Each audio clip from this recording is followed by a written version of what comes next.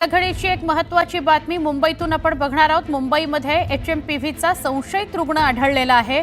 6 महिन्याच्या बाळामध्ये HMPVचा व्हायरस असल्याची माहिती मिळतेय। बाळावर पवईच्या हिरानंदानी रुग्णालयात उपचार सुरू आहेत। अजूनही तो संशयित आहे। त्याची चाचणी करण्यासाठी पाठवण्यात आलेला आहे। जीनोम सिक्वेन्सिंग जे म्हणतात ते करण्यासाठी पाठवण्यात आले आणि सध्या तरी त्याच्यावर हिरानंदानी रुग्णालयात उपचार सुरू आहेत। आमच्या प्रतिनिधी सुष्मिता भदाणे यांच्याकडून अधिक जाणून घेऊया। सुष्मिता, आधी बंगळुरू, मग अजून आणि आता म्हणजे नागपुरामध्ये आणि आता मुंबईत काय सांगाल? खरं तर HMPVचा व्हायरस हा मुंबईतील पहिला रुग्ण म्हणावा लागेल। 6 महिन्यांचं हे बाळ आहे ज्याला श्वसनाचा त्रास होत होता आणि काही दिवस त्याला NICU मध्ये भरती करण्यात आलेलं होतं। हिरानंदानी रुग्णालयामध्ये मुंबईतील पहिला HMPVचा रुग्ण आढळलेला आहे।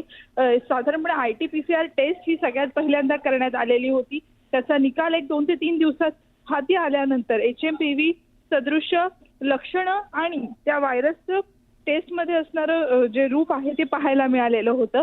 त्यामुळे HMPVचा पहिला रुग्ण हा मुंबईमध्ये आढळलेला आहे। परंतु अनेक तज्ञांच्या मते जरी हा व्हायरस आता नव्यानं समोर आलाय असं नाही, त्याच्यावरती उपचार हे होतात। थंडीच्या दिवसांमध्ये मुख्यत्वे अशा पद्धतीने हा व्हायरस आपल्याला पाहायला मिळतो।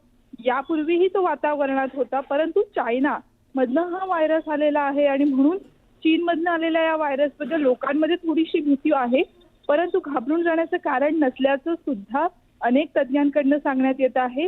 केंद्र सरकारनं, राज्य सरकारनं आणि मुंबई महानगरपालिकेनं मार्गदर्शक सूचना सुद्धा जारी केलेल्या आहेत, ज्यामध्ये जशा पद्धतीने आपण कोविडमध्ये काळजी घ्यायचो, हात स्वच्छ धुणे, श्वसनाचे आजार असेल तर मास्क वापरणे, ह्या अशा सर्व नियमावलीचं पालन सध्या केलं जात आहे। नक्की सुष्मिता, धन्यवाद, आपण सविस्तर माहिती दिली त्याबद्दल।